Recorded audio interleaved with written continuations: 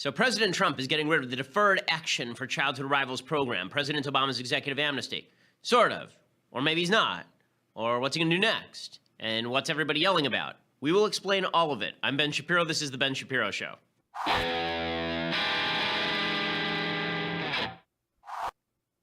So much DACA your head will spin. We'll go through all aspects of the Deferred Action on Childhood Arrivals program, where everybody stands. Why is everybody going nuts when they basically all agree on policy? And why is it that Republicans are so terrible at everything? We'll explain all things. All things will be clear by the end of today's show. Plus, an amazing story harkening back to the Obama administration.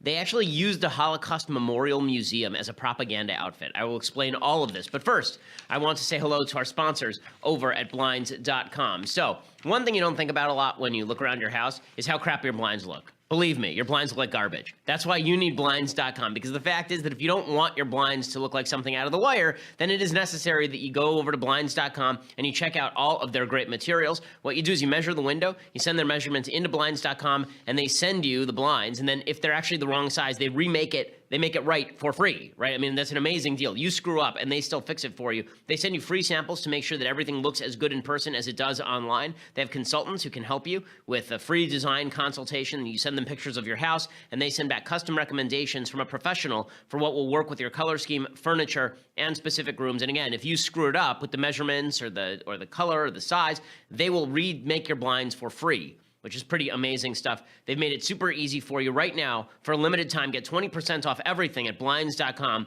when you use promo code Ben. Blinds.com, promo code Ben. Nothing looks cleaner than a nice set of blinds. And the blinds that they've got are not just, you know, the old-fashioned, idiotic, like, aluminum blinds. They've got faux wood blinds and cellular shades and roller shades, like all the things that you see in the fancy houses. That's what they have over at Blinds.com. 20% off everything at Blinds.com when you use the promo code Ben. Again, Blinds.com, promo code Ben. Rules and restrictions apply. Use that promo code Ben so that they know that we sent you as well. So, yesterday, of course, the big news was President Trump announces that President Obama's Deferred Action on Childhood Arrivals program is dead.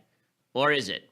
Or maybe not, or kind of, but not really. That's sort of what this was. So remember, all the people who were in the Ann Coulter in Trump We Trust camp, they thought that this was going to be like Trump's number one thing. He was going to come in, he was going to deport a bunch of illegal immigrants, he was going to move out the parents, he was going to take the kids, he was going to dump them also. There was going to be mass deportations, there was going to be a deportation squad, a deportation force. Like, this is what a lot of people who are on the Trump train from the very beginning thought. In fact, remember back to the campaign, there's a revisionist history going on now where a lot of people say, well, Trump was always soft on immigration. Are you insane? I was here every day doing play-by-play for the campaign. One of the things that Trump did to great effect was bash the living hell out of people like Ted Cruz, who is very strong on immigration, as not strong enough on immigration. If you recall, Donald Trump basically took Marco Rubio's head, stuck it in a toilet, and then sat on it over the issue of immigration and the Gang of Eight bill. The idea was that you could never give amnesty to anyone. Well, now Trump comes along 7 months into his administration. Instead of getting rid of DACA on day one, President Obama's executive amnesty on day one, he waited for 7 months. And then he had Jeff Sessions come out and say that this is being rescinded because it's illegal. Here was Jeff Sessions, his attorney general. It shows you how uncomfortable Trump is with the actual policy here, that he sends out Sessions. If Trump were really comfortable, he'd go out and announce it himself. He did with the Paris Climate Change Agreement, if I recall correctly. That is not what happened here. Here is Jeff Sessions. The reason that Jeff Sessions stuck around, by the way, you remember like a month ago when Donald Trump was just humiliating Sessions on a daily basis? That was only like 6 weeks ago. Okay, time has stopped.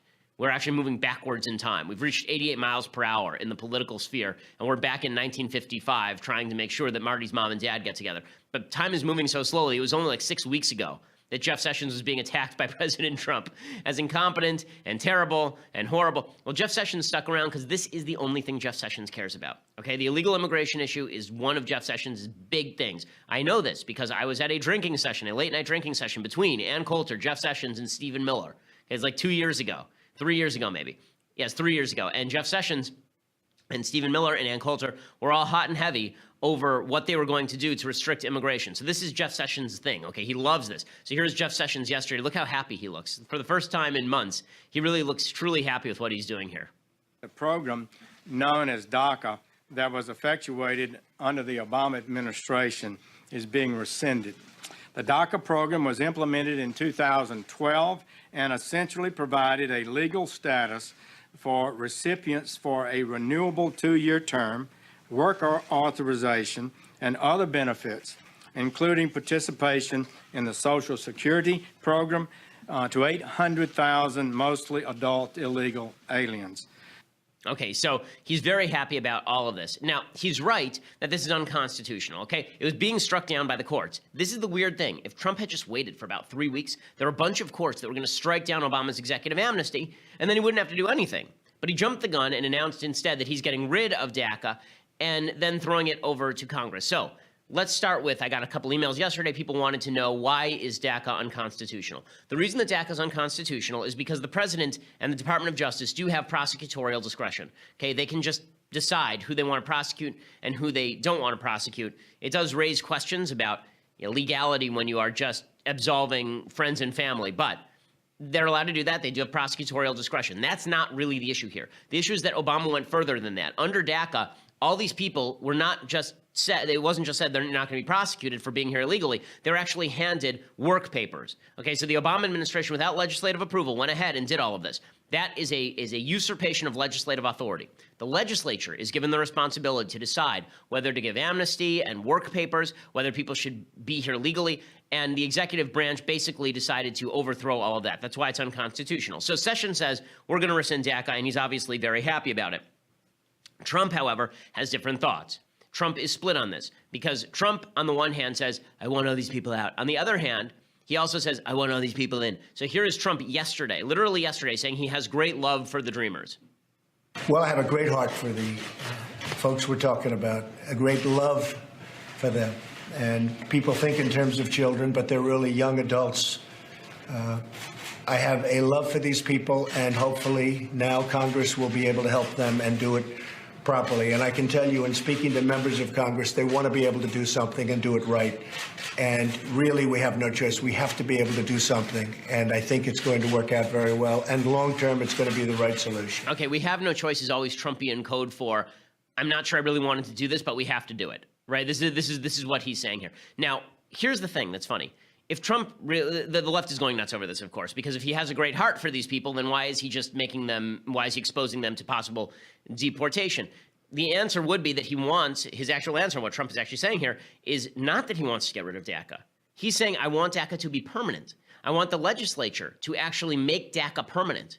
Okay, so he's actually ramming through Obama's executive amnesty as legislation, something Obama couldn't do with a Republican Congress. Trump wants to do with a Republican Congress. Okay, this is Trump's Nixon in China moment, right? Nixon campaigned in 1968 and 1972 as a very anti-communist guy, and then he travels to China and quote-unquote opens China. That's what Trump is doing here. He campaigned as a very anti-illegal immigrant guy, and here he is now saying he wants the legislature. Okay, make no mistake, this is what he is doing. He's announcing publicly that he wants Congress to make Obama's executive amnesty permanent. That's what he's saying here, and in case he wasn't clear enough, here's what he tweeted yesterday. He tweeted this threat, quote, Congress now has 6 months to legalize DACA, something the Obama administration was unable to do. If they can't, I will revisit this issue. Okay. What he's saying here is he wants DACA to be permanent. He just wants Congress to do it. He doesn't want to be blamed for doing it. He wants Congress to do it. And what's amazing about this is that the entire threat here, let's say that you're a Republican congressperson and you're looking at your base, and your base really does not want you to enshrine DACA. Your base hates DACA. Not because of the unconstitutionality issue. They hate it mostly because they don't want 800,000 so-called dreamers to be in the country illegally. They want some of these people deported. Right, so you're a Republican congressperson, and here comes Trump sauntering down to your office, and he says, I want you to pass this. And you say, well, I can't because then I'll get primaried. Mr. President, are you going to protect me from primary? And Trump sort of just hides behind the curtain. Trump's not going to protect any of these Republican congresspeople from being primaried, which is why you're seeing Paul Ryan say, I'm not going to push any bill at all unless Trump explicitly endorses it. Because he doesn't want, because Trump has set up this weird situation where all the Trump people are loyal to Trump, but Trump is now pushing a policy that is precisely the reverse of what he was pushing during the campaign. I mean, let's be frank about this. If we're going to be honest about what Trump is doing here, what he is doing here is backtracking on a key campaign promise. This is not just me saying it. It's Ann Coulter saying it, okay? Ann Coulter was the biggest Trump booster in this election cycle, bar none. Okay, here is what she said on Twitter. She said, that's great. Sarah Huckabee Sanders says Trump wants comprehensive immigration reform, exactly what he used to denounce. She said, Trump's landmark election-winning immigration speech, 8/31/16, enforcement first. We can't even discuss amnesty until we have a wall. Weird how Sarah Huckabee Sanders, Trump's spokesperson, obsessively attacks Congress. Trump's not going to get out of betraying voters on the wall by blaming Congress. Right? So she's absolutely hammering President Trump over all of this. And if you are intellectually honest and you thought that Trump was going to actually get rid of DACA, you should be hammering him too, because the fact is what he is now calling for is keeping DACA. And here was the threat that he was going to use, right? The threat that he was going to use against his own Republican Congress people wasn't, I need you to pass this bill or I'm going to primary you. It was, if you don't pass this bill, then I am going to go after all 800,000 illegal immigrants, and then the Republican Party will become very unpopular. So you pass the bill, you take the responsibility, I'll reluctantly sign it, and that will be the way that we work this thing, right? That's the way that Trump wants to work it. The way Trump wants to work it is he wants Congress to pass executive amnesty. He wants to say, I had no choice but to sign it. They had wall funding, right? That's what he wants to say. And then he wants to turn around and blame Congress for everything. And Congress is saying, I don't want to do that. But Trump's entire threat to get Congress to do that is that he's going to be the bad guy, right? He's going to step in and start deporting people. But in this tweet, he says he's not going to do that. In this tweet, he gives away every bit of leverage he has. In this tweet, he says, if they don't pass DACA, I will revisit the issue, meaning maybe I'll leave DACA in place after all. Maybe this is all fake, right? Maybe I'm pretending here. So what does this really say? This says that Trump doesn't want to get rid of DACA. Okay, Trump was doing something that he thinks is going to be just sort of enough facade to fake out his base, but it's not really an actual policy, okay? It's not an actual policy of changing immigration policy. His entire administration is on the same page here. Sarah Huckabee Sanders says, this is not cold-hearted. He's upholding the law, but it's not cold-hearted. Dreamers, supporters of Dreamers say this is cold-hearted. You're leaving the future of 800,000 people uncertain, up in the air. What's your message to them? It's not cold-hearted for the president to uphold the law. We are a nation of law and order. And the day that we start to ignore the fact that we are that, then we throw away everything that gives these people a reason to want to come to our country. If we stop becoming the country that we were envisioned to be, then we throw away what makes us special, which makes America unique. This president's not willing to do that. The previous administration was. This one isn't. But we want to have real solutions. We want to have laws that address these problems. But it's Congress's job to legislate, not the president's. And we actually want to uphold the Constitution. And I think people across this country should be celebrating the fact that they have a president that is standing up and upholding the Constitution as he was elected to do. Okay, but again, that doesn't wash because he's then calling on Congress to pass exactly the same policy that he's rejecting at the executive level. So even if I agree with the constitutional argument, which I do, I don't understand why Trump's base is not upset with him if he is going to push Congress into basically an amnesty program that he was elected to stop. Remember, this is the same Republican Party that rejected President Bush's amnesty program. This is the same Republican Party that rejected Marco Rubio for the Gang of Eight stuff. So this notion that Trump can push it and get away with it would be an amazing, amazing shifting of the goalpost by a lot of Trump's fans if that's indeed what happens. Now, what this means is that there's a conflict between left and right over nothing. They basically agree on policy. And I'll explain about that in just a second. But first, I want to say thank you to our sponsors over at Blue Apron. So, Blue Apron is the best way to build family bonds while eating healthy. Instead of you going out to a restaurant and eating something that they larded up with salt and fat, instead of you going out to a restaurant and having to worry about your small children climbing up the walls, as I do so often, instead of doing that, instead you can have Blue Apron ship these ingredients directly to your home. They send you the recipe, they send you the ingredients prepackaged, absolutely fresh. You make it yourself, you cook at home, and you're more likely to cook if you do this at home, because instead of you just going out to the grocery store, buying a bunch of groceries, you don't know what you're going to use it for later, and then you throw away half the groceries you buy. Instead, Blue Apron sends you the exact recipes with the exact ingredients to your house. You cook it yourself. More means that you're going to cook more often. Plus, it's restaurant quality, restaurant grade dishes, stuff that you can get better that's better at home than it is at a restaurant even. And now you're spending under $10 per person for a delicious meal. Let me just read you some of the dishes that you are going to be making in your home with Blue Apron. You're going to be making skillet vegetable chili with cornmeal and cheddar drop biscuits, garlic butter shrimp and corn with green bean salad and roasted purple tomatoes, summer vegetable and egg paninis with Calabrian chili mayonnaise and capri salad. I mean, these are dishes so sophisticated I cannot even pronounce them. Okay, this is like restaurant stuff. This is the kind of stuff where you go to a restaurant and ask the waiter what it even means. But you are going to be the person who's making it in your home with your family. It's a lot of fun. I really enjoy cooking with my kids. You'll enjoy it too, except you'll do it way better than I will over at Blue Apron. They're offering 30-minute meals right now. These meals are made with the same flavor and farm-fresh ingredients you know and love. They're ready in 30 minutes or less. You can check out this week's menu.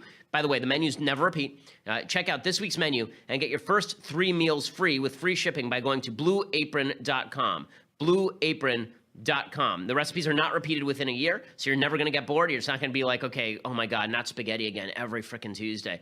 These things don't repeat unless you want them to repeat. Get your first 3 meals for free with free shipping at blueapron.com/Shapiro. That's blueapron.com/Shapiro. Blue Apron is a better way to cook, a healthier way to cook, a less expensive way to cook, and it tastes better than the stuff that you're going to get at a restaurant. Okay, so here's the amazing thing. Democrats and Republicans apparently agree on the Dreamers. Okay, Trump agrees that he wants them to stay. The Republicans agree that they want them to stay. The Democrats agree that they want them to stay. So naturally, that means that they're clubbing each other in the head with baseball bats. Because that's how our politics works now. The way our politics works is that people don't disagree on anything, but they have to invest their politics with a deeper meaning, and so they beat the living crap out of each other every single day over virtually nothing. Understand something. The Democrats agree with Trump on DACA. Trump agrees with the Democrats on DACA. He wants Congress to pass DACA. Okay, the idea that there's any broad disagreement here is insane, but that's not the way this is being painted. So President Obama immediately decides to come back out of the woodwork and bug everyone. We just couldn't get rid of him. He goes on Facebook and he decides that he has to defend his executive amnesty. Here's what he says. He says, quote, "Immigration can be a controversial topic. We all want safe, secure borders and a dynamic economy. And people of goodwill can have legitimate disagreements about how to fix our immigration system so that everybody plays by the rules. But that's not what the action the White House took today is about. This is about young people who grew up in America. These dreamers are Americans in their hearts, in their minds, in every single way but one, on paper. They were brought to this country by their parents, sometimes even as infants. They may not know a country beside ours. They might not even know a language besides English. Over the years, politicians of both parties have worked to write legislation that would have told these young people, our young people, that if your parents brought you here as a child, if you've been here a certain number of years, and if you're willing to go to college or serve in our military, you get a chance to stay, earn your citizenship. For years, I asked Congress to send me such a bill. That bill never came." And he goes on and he calls Trump cruel, right? He says, "It's cruel. What if our kid's science teacher or our friendly neighbor turns out to be a dreamer? Where are we supposed to send her? To a country she doesn't know or remember, with a language she may not even speak?" Okay, this notion that if you were brought here as a child, you therefore must stay because we have a responsibility to you. This has never made sense to me. It's not a good argument. It's like saying your parents embezzled, so you get to keep the cash. Okay, it may hurt you. It's not your fault your parents embezzled. Is it your fault your parent was a criminal? But we all live with the legacy of things that our parents did that were wrong. It's the country's decision as to whether people should stay or not. This is why I've always thought it's so weird that when it comes to immigration, we always treat people as a class. I'm not a big fan of treating people as members of a class, as you know. Right? I know the left likes doing this, right? You're Hispanic, or you're black, you're an illegal immigrant, you're a Jew, you're a woman. I like treating people as individuals. So this seems to me as though we should approach illegal immigrants in the same case-by-case way that we approach people who are trying to come here legally. And when my father-in-law came to the United States with his wife legally, he had to go through a rigorous process. He had to show that he was employed. He had to show that he wasn't going to be on welfare. He had to show that he was going to be employed by this employer for a certain period of time. He had to have a green card, right? He had to go through this long process. It took my wife 10, 15 years to get citizenship. Okay, that seems to me the same way that we should treat dreamers. That just because you were here from the time that you were 2, let's say, just because you were here from the time you were 2, that doesn't mean that you are automatically a citizen, and that means that the country has the ability to make the decision as to whether you are a detriment or benefit to the country or not. So it seems to me we should be approaching this on an individual level, but the temptation for Democrats is always to treat everybody as a class and then say that if you want to get rid of some members of the class, you hate the entire class. You understand how this logic works? This is how Democrats operate. What they do is they say, all black people are victims. Then you say, well, that's not true. Some black people are not victims. They say, you hate black people. Don't you understand? You hate them. That's the reason you're targeting black people right now, is because you hate them, because all black people are victims. And they do the same thing with Hispanics and illegal immigrants. They say, well, all of these dreamers are wonderful people who deserve to stay. You say, well, some of them probably are. Many of them probably are, but some of them probably are not. And Democrats say, how dare you attack the dreamers? How dare you attack them? I mean, there are very few dreamers who are very bad people. How dare you say some of them should go? How dare you say we should screen them? How dare you say we should treat them as individuals? That means that you hate the entire class. You must be a racist. And this is the routine that Obama is pulling today. He says, the action taken today isn't required legally. It's a political decision and a moral question. Okay, first of all, it was required legally, but Trump undercut his own case for why it was required legally by waiting 7 months to do it. It's also weird that if you say it's unconstitutional, that you're saying that in 6 months you may re-implement it. So Trump has a case, but he's undercut his own case. And then Obama continues, he says, whatever concerns or complaints Americans may have about immigration in general, we shouldn't threaten the future of this group of young people who are here through no fault of their own, who pose no threat, who are not taking away anything from the rest of us. I'm very sick of this argument. Again, through no fault of their own routine is really a bad argument. Okay, there are a lot of people who the vast majority of criminals are criminals technically through no fault of their own. Not the vast majority, but a significant minority of criminals are people who maybe grew up in bad circumstances without any sense of morality, and they make decisions because they're stupid, and now we put them in jail. Okay, is that their fault? You know, there's a contingent of fault. It's not quite the same thing. I mean, if you're born in the United States, obviously you have no control over the circumstances of your birth. But, I mean, I would like to apply the same logic to people who are wealthy, right? Why is it that people who are born into wealthy families are supposed to pay all of their estate tax, right? They're supposed to have all their money given away. Were they born rich through some fault of their own? Was that their fault? Like, we can't determine where we're born, but we can determine where we go from there, which is why I think we should offer a pathway to citizenship for dreamers who we think ought to stay in the same way that legal immigrants ought to stay, but they ought to go to the back of the line. He says this action is contrary to our spirit and to common sense. Business leaders, faith leaders, economists, Americans of all political stripes called on the administration not to do what it did today. So, you know, Obama's going nuts, and this is pretty common. You're seeing all the Democrats lose their minds. Andrea Mitchell, she comes out from MSNBC and she says, Jeff Sessions used the word illegal aliens. That's just offensive. It's just terrible. It also denied jobs to hundreds of thousands of Americans by allowing those same illegal aliens to take those jobs. To say nothing of his use of the word illegal aliens, which is offensive to a lot of people and not correct. But, Michael, the fact is, I don't know what he's talking about when he talks about the border, because this has nothing to do with the border.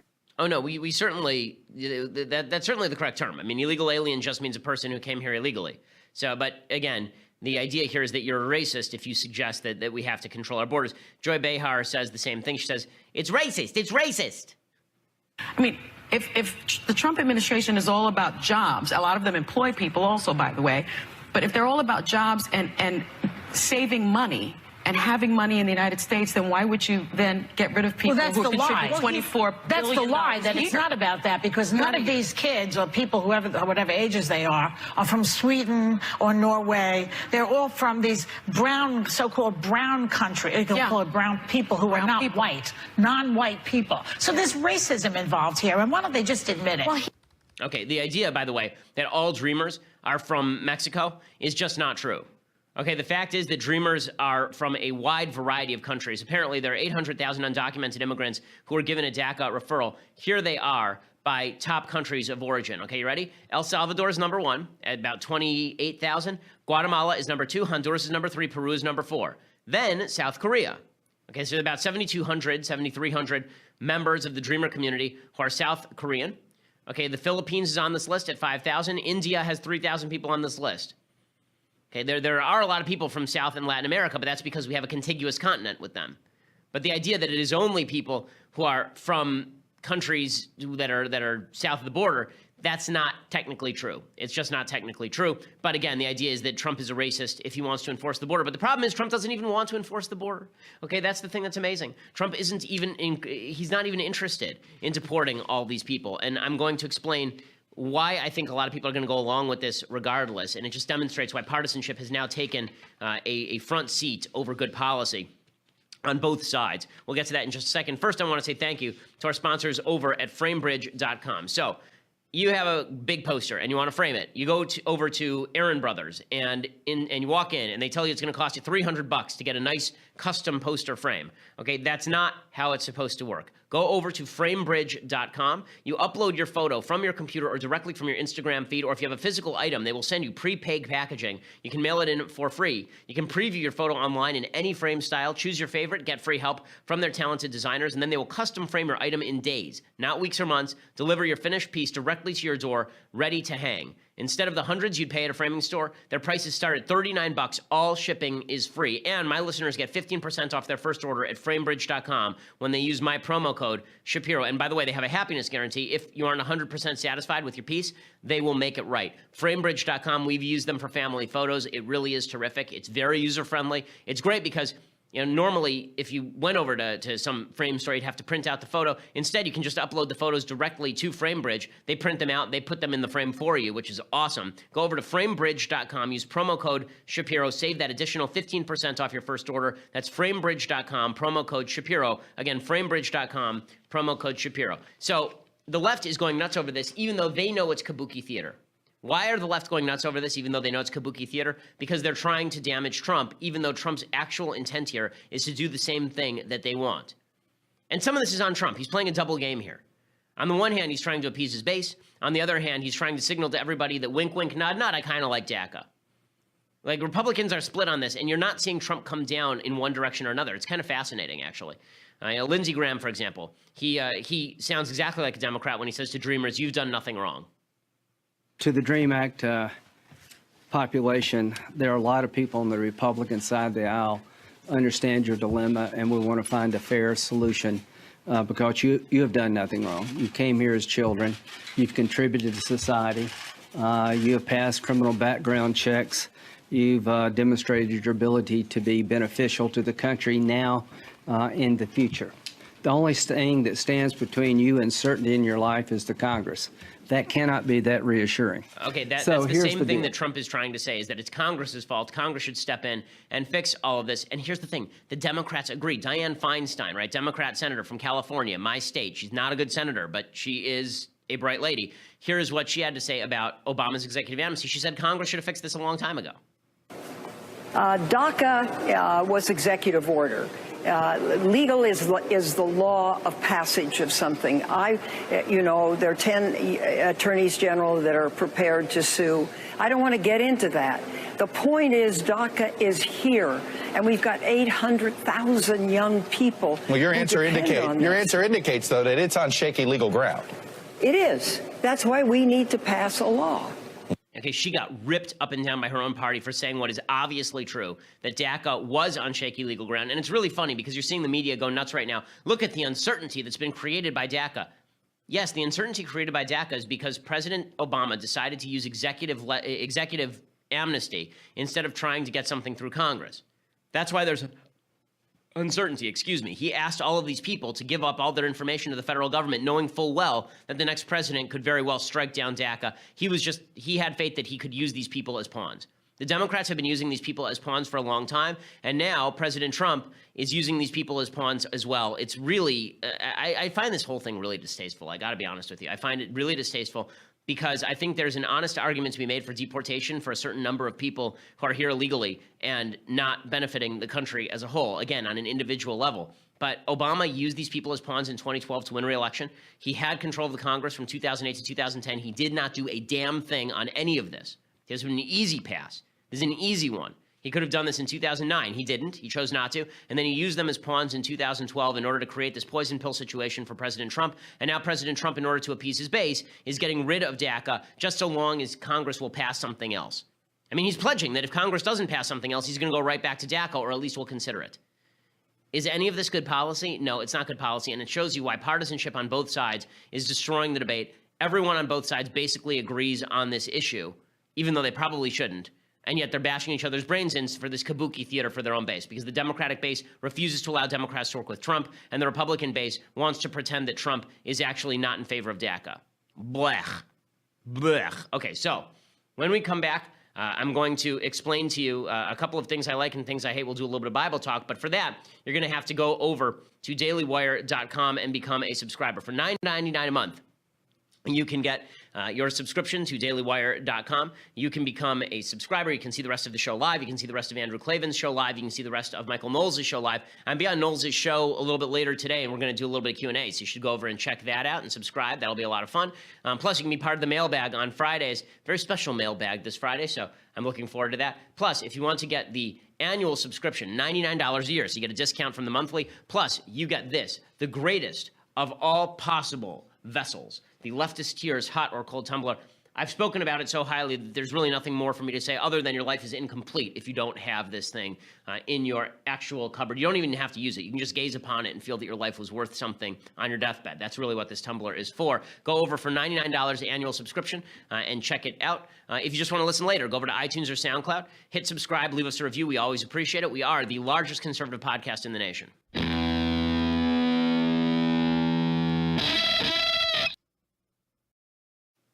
Okay, so I want to get to some things I like and some things I hate, because there's one thing I hate that really is astonishing today that I want to spend a little bit of time on. So let's start with a thing that I like. So the thing that I like today is when I was in law school, I tried watching this show. There's certain shows where, I don't know, when I was single and in law school and bored and it was winter, very often I would leave the TV on in my room just because you want some company, right? Just because you want to hear some voices in the room while you're reading an incredibly boring law book. And there are certain shows you can't do that with. Like, there are certain shows, particularly sitcoms, where you can sort of do that. But there are certain shows where if you don't watch them closely because there's actually a lot going on, then you miss what's going on. You don't enjoy the show fully. So one of those shows was The Wire, which I've recommended on the show before. When I first watched it, I was watching it sort of half distracted. It's a show you really have to concentrate on in order to enjoy the show fully because there's too much going on plot-wise. Another show that's like that is Deadwood. So when I first watched Deadwood, I really was not a big fan. I also couldn't get over the cursing. There's an enormous amount of cursing in Deadwood. It was sort of the way that it was created, and creator's a guy named David Milch, and they use the F word and the C word and every C word actually that is possible to use, they use in that show.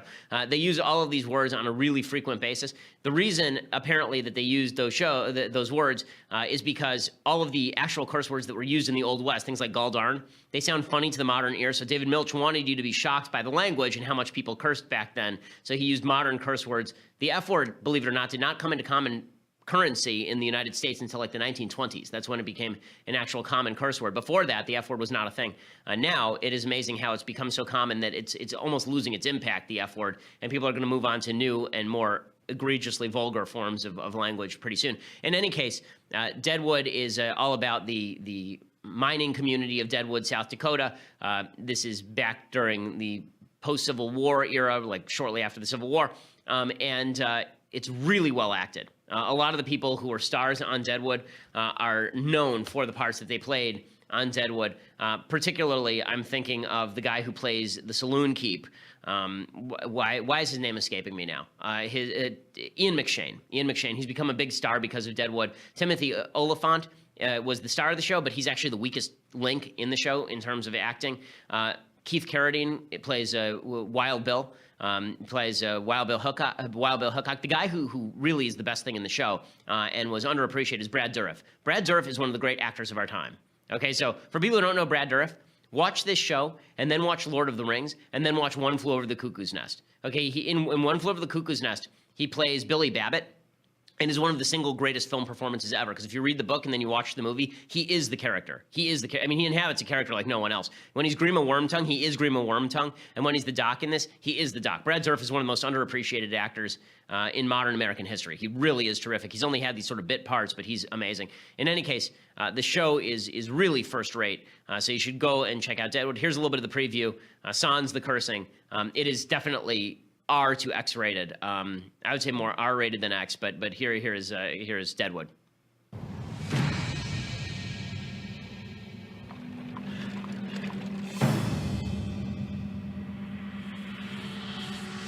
It's a hell of a place to make your fortune. No law at all in Deadwood. There's a lot of gold out here. Something terrible is going to happen. You're going to find out something now about yourselves and your fellow man. No one gets out alive.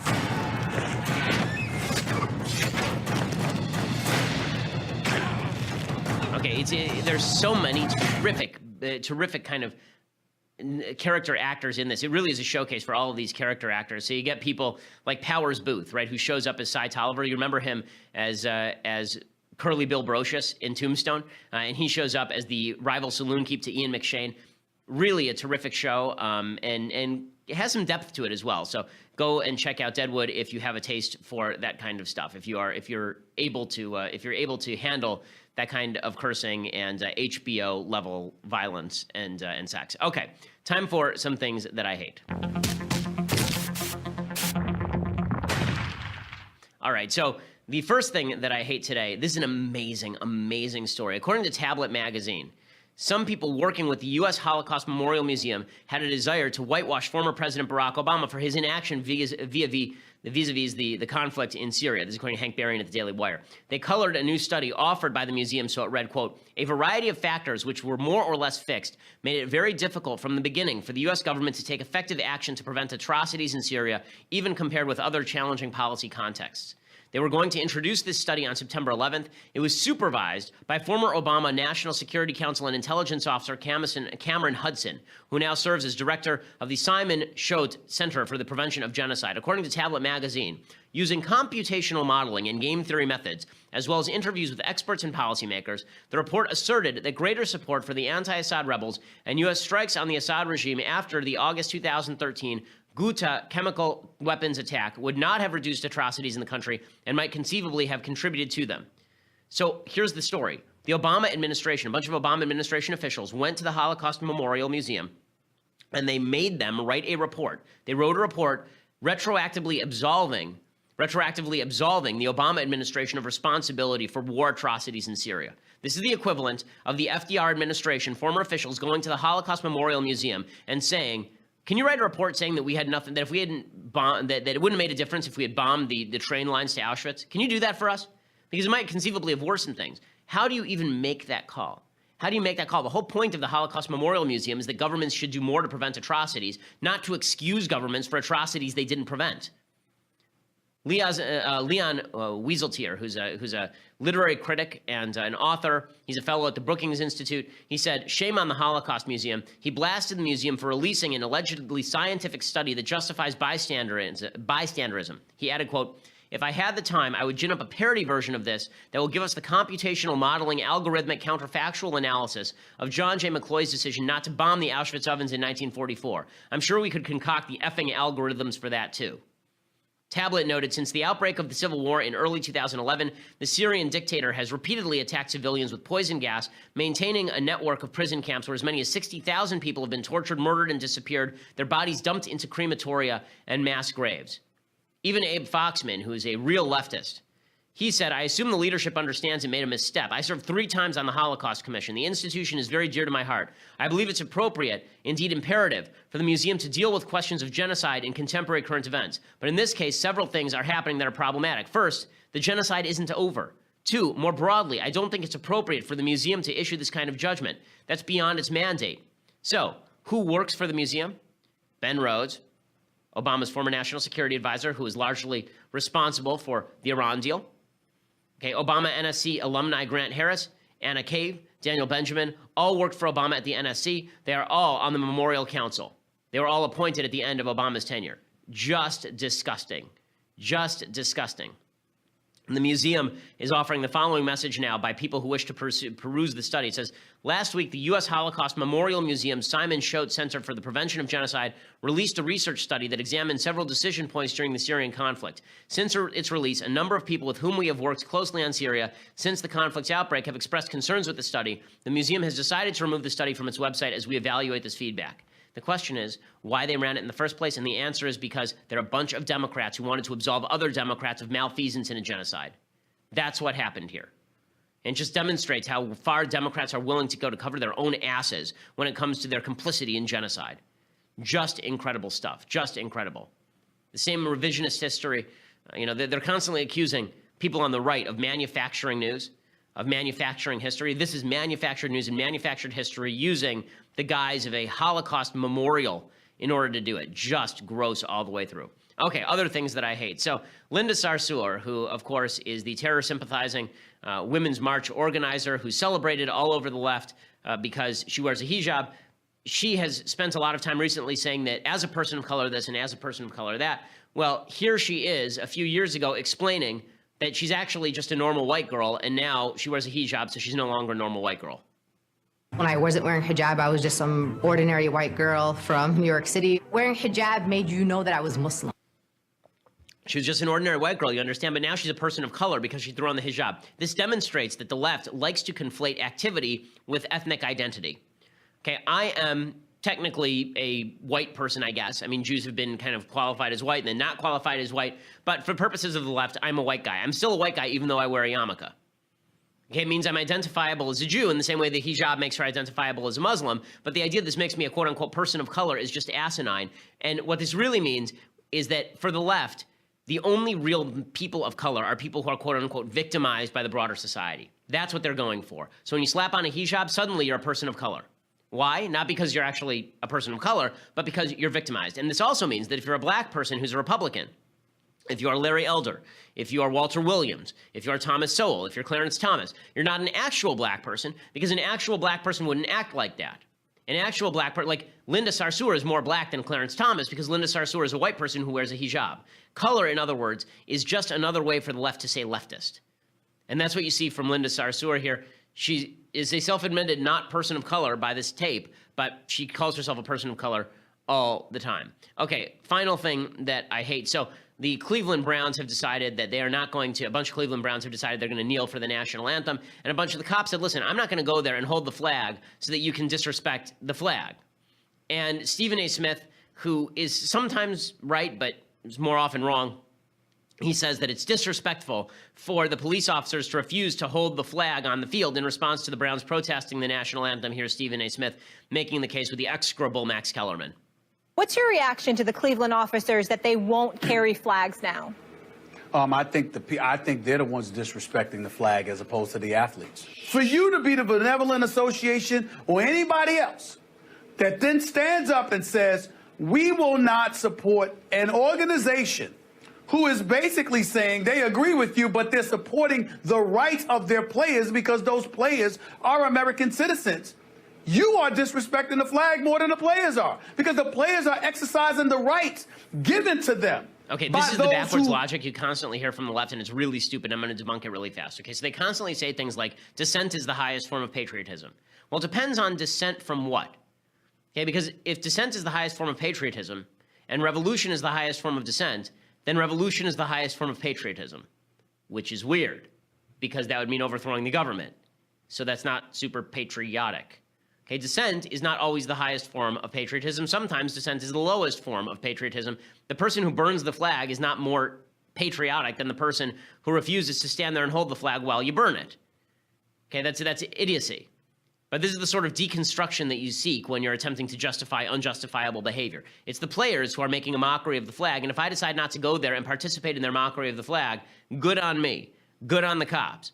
But again, Stephen A. Smith is coming to this with a prearranged conception of who's right and who's wrong. The people who are kneeling are right and justified, and therefore anyone who impedes their efforts must be wrong.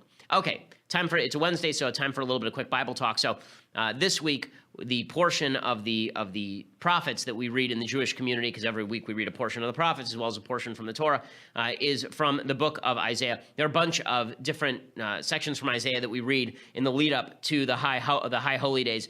Rosh Hashanah is coming up in like 2.5 weeks, I think, and then Yom Kippur is coming up right after that. So these are considered the days of atonement for Jews. This month is the days of atonement technically are the 10 days between Rosh Hashanah and Yom Kippur, but these are the month beforehand is considered a time for repentance, and so we like to read about the uplift of repentance, returning to God, and what you get when you return to God. So here is from Isaiah chapter 60, 19 through 21. You shall no longer have the sun for light by day, and for brightness the moon shall not give you light, but the Lord shall be for you an everlasting light, and your God for your glory. Your sun shall no longer set, neither your moon shall be gathered in, for the Lord shall be to you an everlasting light, and the days of your mourning shall be completed, and your people, all of them righteous, shall inherit the land forever, a scion of my planting, the work of my hands, in which I will glory.